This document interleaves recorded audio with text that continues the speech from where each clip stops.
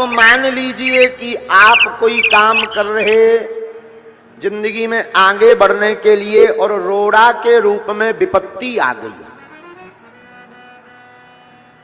तो ऐसी विपत्तियों से निपटने का कोई सरल मार्ग क्या है?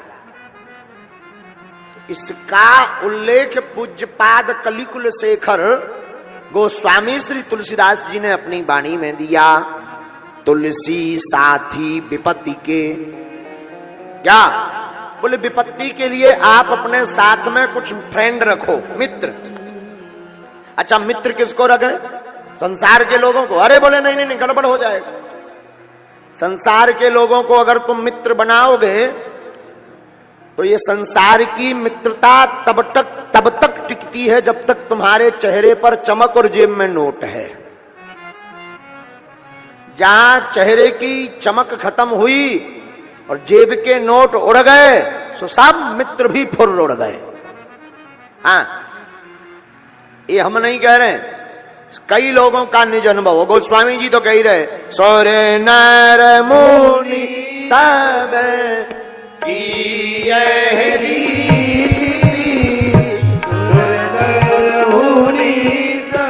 भैया स्वार्थ लागी करे सब प्रीति, स्वार्थ लाग करे सब प्रीति, स्वार्थ लाग करे सब प्रीति, स्वार्थ लाग करे सब प्रीति। हाँ, सुर नर मुनि सब की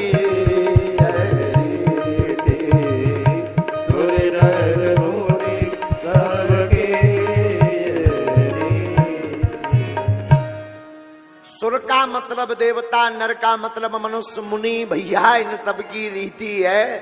सब स्वार्थ बस प्रीति करेंगे, तुम्हारे चेहरे पर चमक, जेब में नोट है, सब रिश्तेदारी बना लें। अरे आप हमसे मित्र बन जाइए, अरे आप तो हमारे आप अभिभावक हैं, आप तो हमारे बहुत सगे हैं, बहुत अच्छा। देखना, कभी भी व्यक्ति मित्रता करता है तो बड़े ही लोगों से करता है, उनसे नहीं करता है जिनके पास कुछ है नहीं। विचित्र बात। भाई तुम्हें मित्र ही बनाना है तो सिर्फ अमीर आदमी क्यों? सज्जन आदमी क्या गरीब नहीं हो सकता? लेकिन ये मित्रता भी स्वार्थ बस ही है। ये खबर अब आप लोगों को पता नहीं कब आएगी। आप लोगों को तो लगता है महाराज जी बातें हैं कथा की, ठीक है, अच्छी बात। अरे नहीं, मात पिता भ्राता सुत नारी ये सब भी स्वार्थी। पत्नी भी तब तक पत्नी है, पत्नी का अर्थ होता है जो पति को पतन से बचाए। पत्नी का अर्थ क्या होता? जो पति को पतन से बचाए वो पत्नी। तो पहले जो है पुराने जमाने में घरवाली को कहते थे धर्म पत्नी, जो धर्म भी कराए, धर्म भी करे, धर्म पर चले और पति को भी धर्म पर चलाए, और पति अगर बिगड़ने भी लगे तो पतन से बचाए, उसको कहते थे धर्म पत्नी। अब टाइम बदल गया तो धर्म पत्नी हट करके फिर कुछ दिन चला सिर्फ पत्नी, मतलब धर्म नहीं बचा, केवल पतन से बचाती है। तो बोले क्या? बोले पत्नी। फिर और धीरे धीरे टाइम बदला,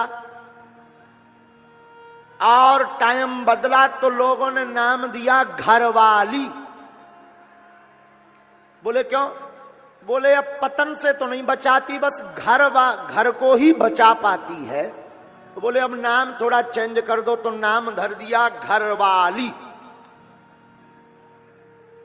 लेकिन जो है फिर और टाइम बदला हमारे बुंदेलखंड में, और अंग्रेजी का मीडियम जमाना आया तो लोग कहने लगे लुगाई।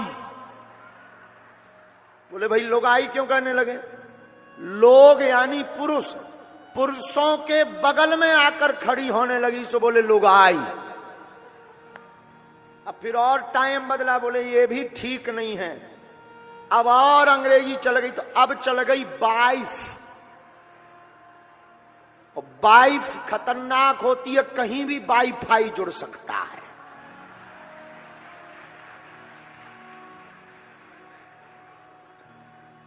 पहले का जमाना ठीक था, कहते थे धर्म पत्नी। लेकिन एक बार हम ऐसे किसी को सुना रहे थे, ऐसे बिना मंच के, ऐसे घर में आश्रम पे बैठे बैठे हमने कहा भाई धर्म पत्नी, धर्म पत्नी। बोले गुरुजी अगर पत्नी धर्म पत्नी है तो साले साहब को धर्मशाला कहना चाहिए। अगर पत्नी धर्म पत्नी है तो साले साहब को क्या कहेंगे हम, कि धर्मशाला बोलो, बोलो धर्मशाला बोलो, क्या दिक्कत है। जब पत्नी धर्म पत्नी हो सकती तो साले साहब धर्मशाला भी हो सकते हैं। ये तो विनोद की बात है, पर मात पिता भ्राता सुत नार, माता पिता भी, हाँ आजकल के तो माता पिता, पहले के माता पिता पुत्र को जनते थे तो भाई हमारा बालक होगा तो भगवत भक्ति करके हमारा नाम रोशन करेगा। आजकल के माता पिता कहते हैं भक्ति करो या ना करो, रुपया आना चाहिए। तो मात पिता भ्राता, भ्राता का मतलब भाई, भाई भी ऐसे ही। सुत यानी पुत्र। बेटा तब तक माता पिता की सेवा करता है जब तक तिजोरी की चाबी उनकी श्रीमती जी को नहीं मिल गई। जहां तिजोरी की चाबी मिली तो या तो माता पिता की खटिया खेत में या किसी जो है वृद्धाश्रम में। सुत नार और पत्नी भी सब नहीं, कुछ भारत की ऐसी पतिव्रता हमारी माताएं भी हैं जिन्होंने यमराज के यहां से भी अपने पति को वापस लाने की सामर्थ्यता रखी है। भारत ऐसे ही विश्वगुरु नहीं है। यत्र नार्यस्तु पूज्यन्ते रमन्ते तत्र देवता। भारत भूमि वो भूमि है जहां माताओं का सर्वोत्तम स्थान रहा, तब तो हमारे देश को भारत माता कहा जाता है।